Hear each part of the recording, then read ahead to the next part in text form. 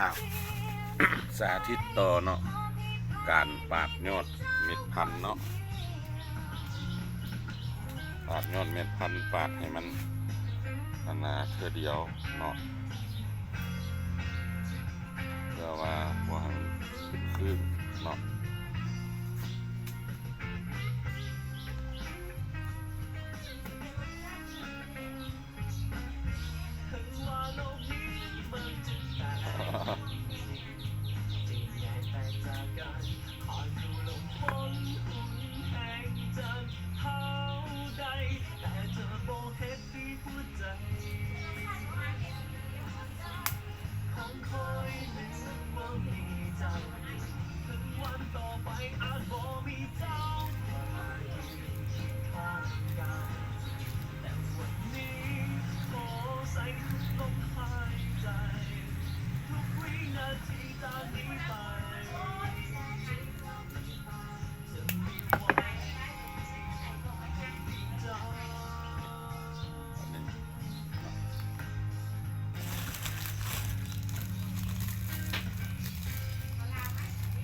เพื่ออันที่ใส่ไว้เพื่อ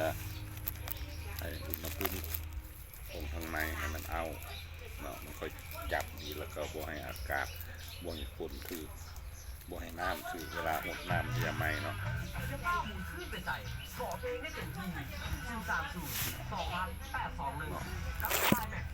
ันนี้มันสำเร็จเนาะสำเร็จการอันนี้เนาะ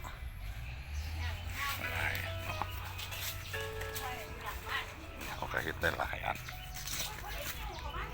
วิธีเสียบยอดตัวนี้วิธีแบบเสียบข่างเนาะตัวนี้เนาะเสียบทั้งข่างเอาเนาะแต่ว่าโบได้ตัดยอดนี่เอาเสียบทั้งข่างอันนี้มันเข้าพาเสียบแบบวิธีพาเล็มเบิดเนาะอันนี้ก็เป็นสำเร็จเนาะการสาธิตการเสียบยอดมะม่วงเนาะโอกาสหน้าเจอกันใหม่เนาะ